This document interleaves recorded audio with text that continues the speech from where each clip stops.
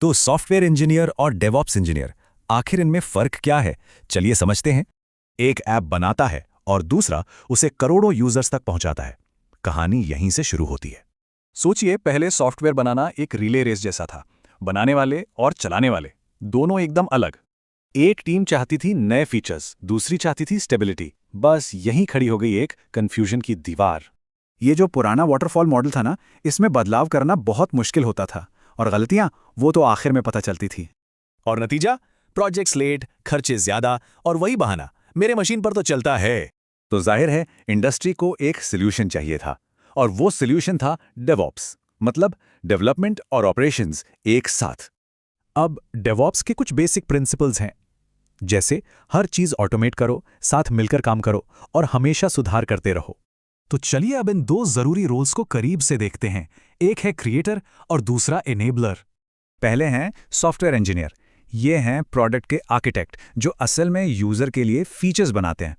और फिर हैं डेवऑप्स इंजीनियर। ये वो हाईवे बनाते हैं जिससे कोड तेजी से और सुरक्षित तरीके से यूजर्स तक पहुंचता है। तो एक डेवलपर का कोड यूजर तक पहुंचता कैसे है? चलिए इस सफर को ट्रैक करते हैं। ये है ऑटोमेटेड CI/CD पाइपलाइन। समझिए, ये डेवऑप्स की रीढ़ की हड्डी है। इस ऑटोमेशन का सबसे बड़ा फायदा ये है कि गलतियां हफ्तों में नहीं बल्कि मिनटों में पकड़ में आ जाती हैं। लेकिन मान लीजिए इतनी ऑटोमेशन के बाद भी साइट डाउन हो गई, तब क्या? अब टीमें ये नहीं ढूंढती कि गलती किसकी है। इसके बजाय वो करते हैं ब्लेमलेस पोस्टमार्टम। इसका मकसद सिस्टम की कमी को समझना है, ना कि किसी इंसान को दोष देना। इससे सब सीखते हैं। तो अगर कोई टेक में करियर शुरू कर रहा है, तो इन दोनों में से क्या चुने? सैलरी की बात करें तो डेवऑप्स रोल्स में अक्सर ज्यादा होती है। वजह है पूरे सिस्टम की एक्सपर्टीज।